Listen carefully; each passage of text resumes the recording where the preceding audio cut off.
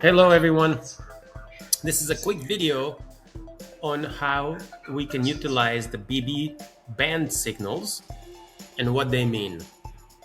So the first thing is under indicators, you want to go to the invite only where you have been authorized once you sign up for the trial for the Levix-BB signals. Once you add those signals on your chart, you will see green squares and red squares. Now, those signals are derived from calculation of Bollinger Bands along with a mathematical formula that looks at the previous anywhere from 5 to 15 bars for high, lows, and oscillators to decide, hey, this market is oversold, this market is overbought. Usually, I like to utilize those signals as exits for the ILM cross indicator, which I will add right now. But just so you know, those can be used as standalone or as exit signals. So if we're looking at exit signal, I'll give you a good example and a bad example. We got a short signal here, early trend indicator with the red triangle.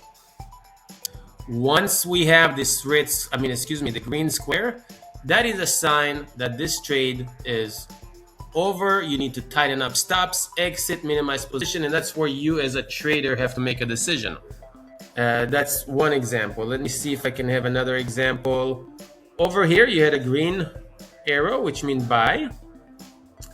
Trade went for a long time, and then eventually you got the red square here. So the red square means, hey, time to exit or tighten up stops. Now, those indicators can be used as an aggressive counter trend, long or short on their own. And what I will do is, when I get a signal, and I'll give you an example of materialized signal and one that did not materialize. So let's take a look at the red signal right here.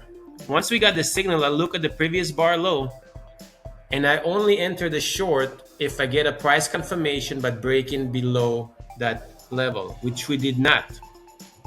Instead, we got a green signal 3 bars later, and the same happened here, meaning it did not break above the previous bar high.